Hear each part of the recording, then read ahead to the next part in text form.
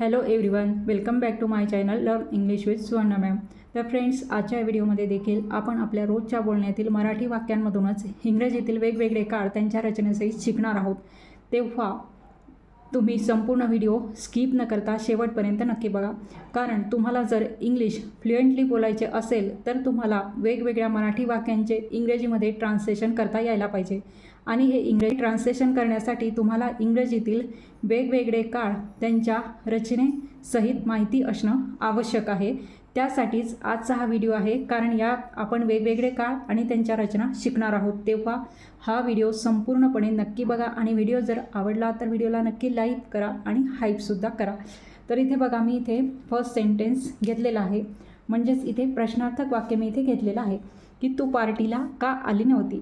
आता हा एक जरी प्रश्न असला तरी या एका प्रश्नावरून तुम्हाला अनेक प्रकारचे प्रश्न हे इंग्रजीमध्ये तयार करता येईल, कारण इथे शब्द काय आहे, पार्टीला. मग पार्टीला ऐवजी तुम्ही इथे काय वापरू शकता, तू पार्टीला का आली नव्हती, तू लग्नाला का आली नव्हती, तू रिसेप्शनला का आली नव्हती, तू ट्रिपला का आली नव्हती किंवा तू पिकनिकला का आली नव्हती. म्हणजे एखाद्या ठिकाणी एखादी व्यक्ती आली नसेल तर त्याचा उल्लेख तुम्ही इथे करू शकता आणि त्यावरूनच अनेक प्रकारचे प्रश्न तुम्हाला या प्रश्नावरून इंग्रजीत तयार करता येतील. मग त्यासाठी सुरुवातीला तुम्हाला हा जो प्रश्न आहे तो कोणत्या काळातील आहे ते आपण पहिल्यांदा समजून घेऊ. बघा, आता इथे अर्थातच आली नव्हती, नव्हती म्हणजेच हे नकारार्थी वाक्य आहे, निगेटिव्ह वाक्य आहे. पण इथे काय दिलेलं आहे, आता काळ कोणता आहे, मग पार्टीला का आली नव्हती. आली नव्हती, नव्हती या शब्दातच इथे वॉज नॉट हा अर्थ अभिप्रेत आहे, म्हणजेच भूतकाळातील नकारार्थी प्रश्न. म्हणजेच हा जो प्रश्न आहे तो भूतकाळातील नकारार्थी प्रश्न आहे. पण आता भूतकाळ आहे का नुसता, तर नाही. आली नव्हती म्हणजेच क्रिया इथे पूर्ण झालेली आपल्याला ह्या प्रश्नात दिसत आहे. म्हणजेच हा जो प्रश्न आहे तो पूर्ण भूतकाळातील नकारार्थी प्रश्न आहे. म्हणजेच आता मग पूर्ण भूतकाळामध्ये जर नकारार्थी प्रश्न तुम्हाला बनवायचा असेल, त्याचप्रमाणे हा WH टाईपचा प्रश्न आहे, कारण इथे का हा प्रश्नार्थक शब्द आलेला आहे. मग याची रचना इंग्रजीत कशी असते ते सर्वात आधी आपण समजून घेऊ. तर अशा प्रकारच्या प्रश्नांमध्ये सुरुवातीला इथे प्रश्नार्थक शब्द आहे, म्हणून इथेच तुम्हाला सुरुवातीला प्रश्नार्थक शब्दानेच प्रश्नाची सुरुवात इंग्रजीत करावी लागेल, म्हणजेच WH वर्ड. मराठीमध्ये इथे मध्ये आलेला आहे, पण इंग्रजीमध्ये जर प्रश्नार्थक शब्द असेल, प्रश्नार्थक शब्द असलेला प्रश्न असेल तर तो सुरुवातीला घ्यावा लागतो, म्हणजेच इथे WH वर्ड येईल. त्यानंतर इथे भूतकाळ आहे आणि पूर्ण भूतकाळ आहे, म्हणून त्याचं सहाय्यकारी क्रियापद आपण घेणार आहोत हॅड. आणि नकारार्थी प्रश्न आहे म्हणून आपण इथे घेणार आहोत नॉट, हॅड नॉट. त्यानंतर तुम्हाला घ्यायचा असतो सब्जेक्ट. त्यानंतर सब्जेक्ट घेतल्यानंतर, सब्जेक्ट म्हणजेच कर्ता. त्यानंतर तुम्हाला हा पूर्ण भूतकाळ आहे म्हणून आपण पूर्ण काळामध्ये तिघही काळ, पूर्ण काळ असले तर क्रियापदाचे ते स्वरूप घेत असतो. सर्वात शेवटी आपण घेत असतो ऑब्जेक्ट आणि शेवटी प्रश्नचिन्ह द्यायला विसरायचे नाही. आता बघा, WH वर प्रश्नार्थक शब्द आहे का, म्हणजेच त्यासाठी आपण इंग्रजी शब्द वापरत असतो व्हाय. आणि इथे हॅड नॉट दिलेला आहे. आता व्हाय हॅड नॉट असं न घेता आपण इथे हॅडंट असं संक्षिप्त रूप वापरणार आहोत, म्हणजेच इथे येणार आहे व्हाय हॅडंट. नंतर सब्जेक्ट कोणता आहे, तू, म्हणजेच तूसाठी आपण इंग्रजीत वापरत असतो यू. त्यानंतर वाय हॅडंट यू. त्यानंतर क्रियापद बघायचं. क्रियापद आहे आली म्हणजेच येणे.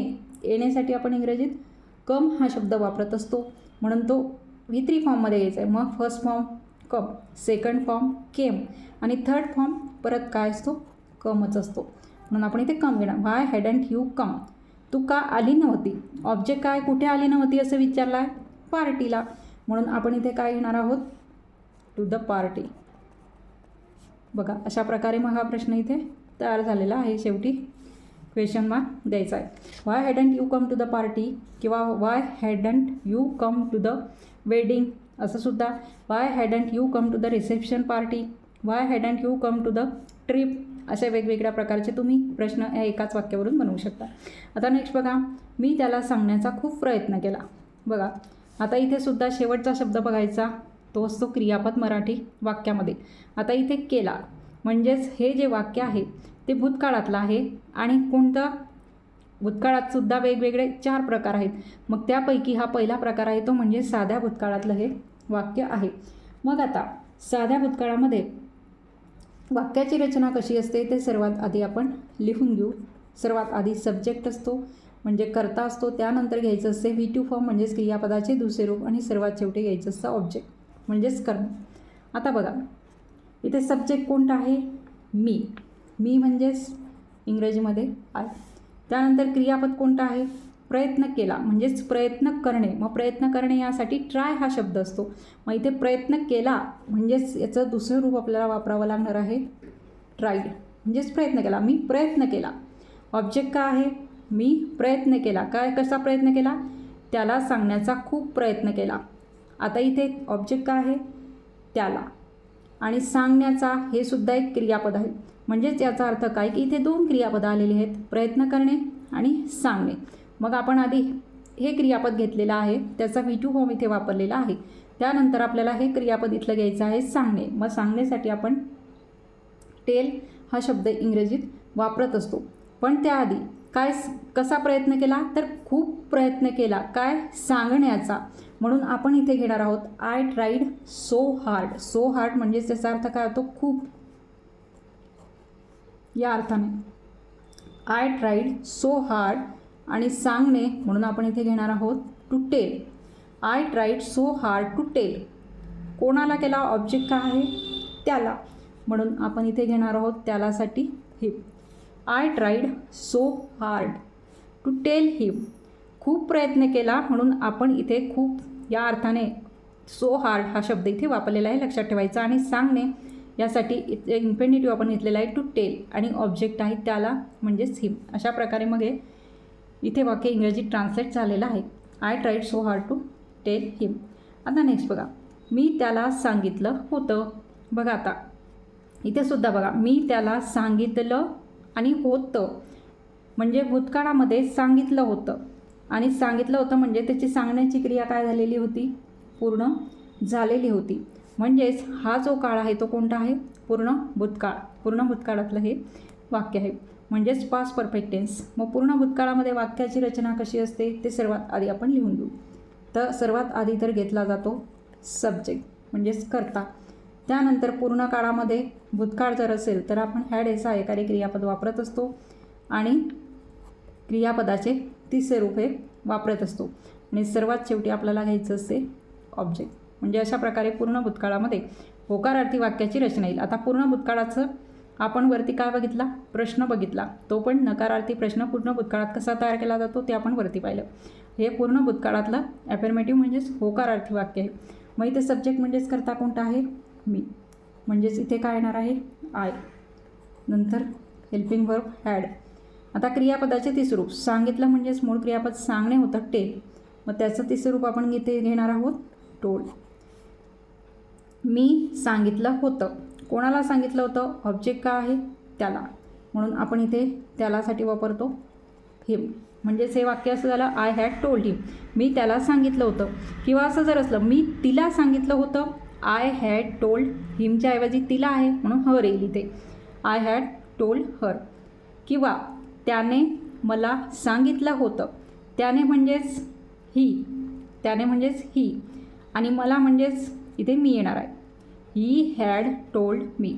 म्हणजेच एकाच वाक्यापासून तुम्ही अनेक प्रकारचे वाक्य हे इंग्रजीमध्ये अशा प्रकारे ट्रान्सलेट करू शकता. कर्ता बदलवायचा, ऑब्जेक्ट बदलवायचं म्हणजे तुम्हाला इथे वेगवेगळ्या प्रकारचे वाक्य इथे बनवता येतील. आता नेक्स्ट बघा, तू तिथे काय करत होता? बघा आता हे वाक्य बघा आता तुम्ही. तू तिथे काय करत होता? करत होता. होता म्हणजेच भूतकाळ झाला आणि करत होता म्हणजे करण्याची क्रिया ही ती त्यावेळेस भूतकाळात सुरू होती. म्हणजेच हा जो काळ आहे तो चालू भूतकाळ आहे. चालू भूतकाळातलं हे वाक्य आहे. त्याचप्रमाणे इथे प्रश्नार्थक शब्द आलेला आहे काय म्हणजेच याचा अर्थ काय? हे WH टाईपचा हा प्रश्न आहे. WH टाईप क्वेश्चन असं त्याला इंग्रजीमध्ये म्हणतात.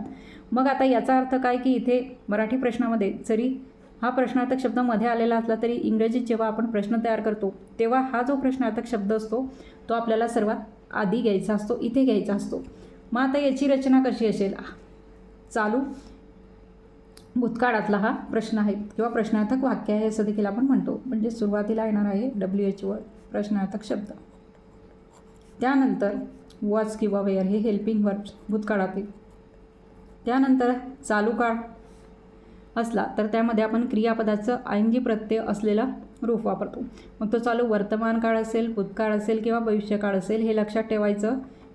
आपल्याला वॉज किंवा वेअर हे हेल्पिंग व्हर्ब घेतल्यानंतर तुम्हाला सब्जेक्ट घ्यायचा असतो हे लक्षात ठेवायचं. म्हणजे इथे काय येणार आहे, सब्जेक्ट येणार आहे आधी. आणि आता इथे बघा वॉज आणि वेअर हे हेल्पिंग वर्ब घेतल्यानंतर आपण इथे काय घेत असतो, सब्जेक्ट घेत असतो. आणि चालू काळ, मग तो चालू वर्तमान काळ असो, भूतकाळ असो किंवा भविष्यकाळ असो, आपण क्रियापदाचे ING प्रत्यय असलेले रूप हे घेत असतो.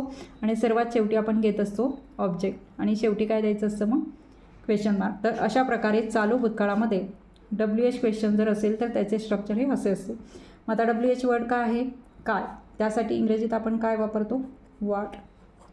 त्यानंतर आता वाज वापरायचं का वेअर, त्यासाठी तुम्हाला मी काय सांगितलेलं आहे की कर्ता बघायचा. कर्ता आहे तू, म्हणजेच इंग्रजीत यू. मग यू नंतर आपण वेअर वापरतो. म्हणून इथे प्रश्नार्थक शब्द घेतल्यानंतर व्हॉट वेअर असं येणार आहे. व्हॉट वेअर नंतर सब्जेक्ट आहे तू म्हणजेच यू, व्हॉट वेअर यू. त्यानंतर आपल्याला काय घ्यायचं असते, क्रियापदाचे ING प्रत्यय असलेले रूप. मग क्रियापद आहे करत होता म्हणजेच करणे, त्यासाठी डू हा शब्द वापरत असतो आपण. मग डूचं ING प्रत्यय रूप काय येते, डुईंग. ING प्रत्यय असलेलं रूप डुईंग.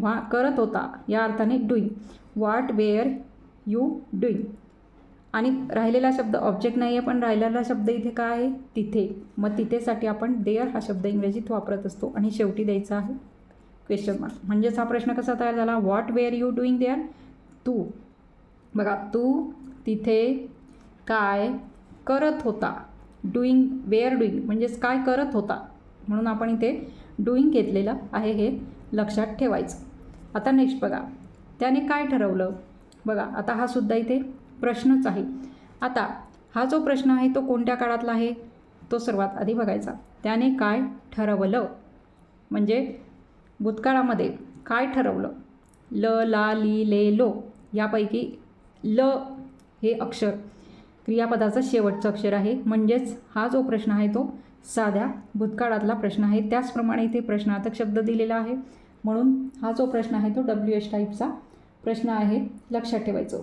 मग आता याचं जे स्ट्रक्चर आहे इंग्रजीतलं ते कसं येईल ते सर्वात आधी आपण लिहून घेऊ. सर्वात आधी तर मी सांगितलं आहे की प्रश्नार्थक शब्द जर मराठी प्रश्नात असेल तर WH वर्डने इंग्रजीत त्याची सुरुवात येते. मग आता हे साध्या भूतकाळातला प्रश्न आहे, त्यामुळे आपण डीड हे सहाय्यकारी क्रियापद इथे वापरत असतो साध्या भूतकाळामध्ये WH टाईपचा प्रश्न बनवताना. त्यानंतर तुम्हाला घ्यायचा असतो सब्जेक्ट. आणि सब्जेक्ट घेतल्यानंतर मग तुम्हाला सर्वात शेवटी काय घ्यायचं असते, क्रियापदाचं पहिलं रूप. कारण इथे डीड आलेला आहे म्हणून साधा भूतकाळ जरी असला तरी इथे क्रियापदाचे पहिले रूप वापरले जाते हे लक्षात ठेवायचं. आता WH वर्ड काय आहे, काय. म्हणजेच इथे काय येईल, कायसाठी इंग्रजी शब्द व्हॉट. त्यानंतर आपल्याला घ्यायचं आहे डीड, व्हॉट डीड. सब्जेक्ट काय करता, त्याने म्हणजेच तो. म्हणून आपण इथे प्लस लिहिलं मी, ही. सब्जेक्ट ही आहे, व्हॉट डीड ही. त्यानंतर क्रियापद कोणतं आहे, ठरवलं म्हणजेच ठरवणे. ठरवणे त्यासाठी डिसाईड हा शब्द आपण वापरतो. म्हणजेच इथे त्याचा पहिलं रूपच आपल्याला घ्यावं लागणार आहे, ते आहे डिसाईड.